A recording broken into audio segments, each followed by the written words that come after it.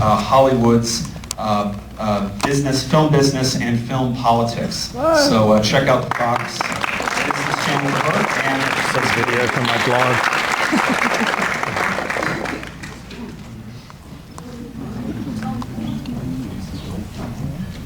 Telling Jason, who's also my husband, that he doesn't have to run off the stage. He can stand up here with me. So we'll stand here where everyone can see us, right in the middle over our beautiful banner. Anyway, thank you so much all for coming tonight and joining us for this very special evening of two films on the threat of radical Islam to Israel and the West. Now, one of the reasons that this is so important at the Liberty Film Festival is because, as Jason mentioned, we believe in free speech, we believe in having a healthy diversity and competition of ideas in our popular culture. And because we feel so often that this is lacking in Hollywood, where all too often only one side is heard, we feel it's incumbent on us to present the other side that you perhaps normally would not hear from Hollywood and the film industry. So that is why we support Israel. That is why we are very strong in condemning Islamic terror, while at the same time affirming moderate Muslims who speak out against terror. We showed Frank Gaffney's film earlier this year about moderate Muslims who speak out against terrorism and how all too often their voices aren't heard either.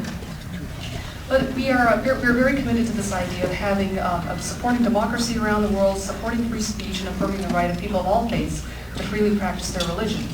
Now, one of the things is we also love classic film here at the Liberty Film Festival. And I'll just note that this week actually marks a very special anniversary. And it's actually the 80th anniversary of The Jazz Singer. Now, why is The Jazz Singer so special? The Jazz Singer was the first sound film. And if any of you had the opportunity to see it earlier this week on Turner Classic Movies, where it aired, or to see it on the DVD that was released this week, The Jazz Singer is also a profoundly pro-Jewish, pro-tradition film that also shows how immigrants who come to America can reconcile the competing claims of tradition and faith, and also modernity and freedom and individual responsibility. It's a wonderful film. It was made in 1927. I recommend you all see it. And what's so remarkable is that we're told that America, and even today, kind of left-wing anti-American propaganda, we're told that America is this very anti-Semitic country, that we don't accept people who are Jewish, or so on and so forth, and somehow that's disconnected from our support for Israel, which I don't quite understand. But what's so remarkable about The Jazz Singer is it was made in 1927, this incredibly pro-Jewish film about this Jewish family, very warmly and beautifully portrayed, and the son of a cantor who wants to go and become a jazz singer. And I don't know if I'm pronouncing the word cantor properly. Am I? Yes? Yes. Thank God.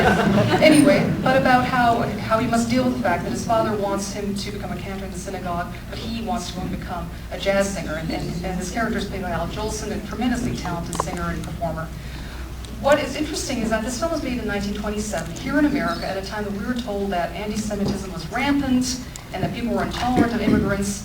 And interestingly enough, ironically enough, we're told all this, yet Hollywood at that time was run by immigrants. Hollywood at that time was run by people who were of Jewish background, people from Eastern Europe, Central Europe, immigrants, people who came to America tremendously poor with absolutely nothing, and yet went on to found this wonderful film industry, create films that were incredibly patriotic, pro-freedom, pro-democracy, pro-faith, pro-tradition, but also full of innovation, full of forward-looking ideas, full of the highest technology. So what was interesting is that at this very same time, of course, in Europe, there was real anti-Semitism. In Germany, you had terrible anti-Semitism during Weimar Germany. You had the forces that would bring Adolf Hitler to power on the march.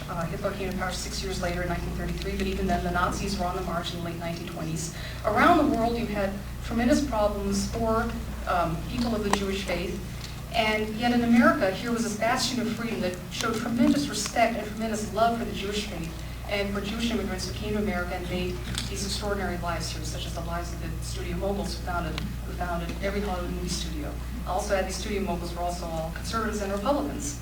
So Hollywood is actually an integral part of the conservative heritage. Every movie studio, from Warner Brothers to Columbia to 20th Century Fox, Darryl Alexander, William J. Fox, the Lemleys of Universal, all these amazing pioneers were all conservatives and Republicans, amazingly enough. Flash forward now 80 years. Warner Brothers, the same studio that released The Jazz Singer, is now releasing films like Syriana and V for Vendetta. Yeah.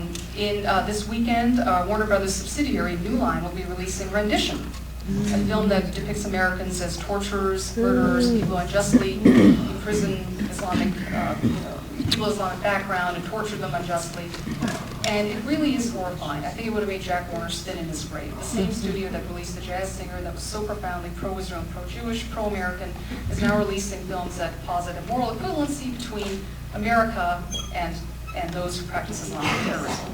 So it's really a big problem. That's why we, the Liberty Film Festivals, are so committed to providing an alternate viewpoint, because I feel there's a great moral blindness going on in our world today. There's some sort of group of nihilism that we're in that needs to very much be broken.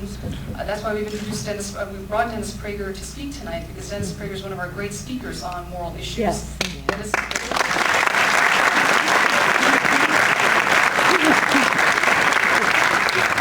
And if we think that what happened in Europe in the 1920s and 30s can't happen here someday, we need to really think again, because it can. We can't enjoy our freedoms indefinitely without really actually fighting for them every single day and affirming them every single day. Nothing is for granted. There are no forces of history or zeitgeist that just will sort of indefinitely, allow us as Americans to forever enjoy our freedom and our democracy unless we're actually willing to fight for them every single day and affirm the difference between right and wrong, the difference between freedom and barbarism. And that is why, again, Dennis Prager is one of our most notable speakers on these subjects. Dennis has been broadcasting on the radio since 1982. His show became nationally syndicated in 1999. He's now heard all over the nation. His home station, though, is here in Los Angeles, KRLA. Dennis is an incredible person. I was studying his biography earlier today, and I had no idea really how diverse his background is. Not only is he a renowned talk show host, he's also a best-selling author of numerous books, including books like Why the Jews, 9 Questions About Judaism, Happiness is a Serious Problem, many, many other books. He's also somebody who's lectured around the world. He's lectured on all 7 continents, including Antarctica. He's lectured in Russian in Russia and in Hebrew in Israel. He was a fellow at Columbia School of International Affairs. He's a remarkable person who, in addition to all his lecturing, he's also produced a film on Israel and how Israelis survive the threat of terror every day. He's made comedy videos with David Zucker and with Trey Parker, a South Park fame called For Goodness Sake. And on top of that, he is an orchestra conductor. Believe it or not, Dennis has conducted numerous orchestras and has introduced hundreds of thousands of people to the joys of classical music. So I am truly in awe of Dennis. Jason and I just feel so privileged that Dennis would be here tonight to speak on these 2 remarkable films we're showing, and to then interview afterwards our filmmaker Brooke Goldstein, who's so kindly joined us from New York. It really is just a tremendous pleasure that we introduce one of our favorite talk show hosts, Dennis Prager.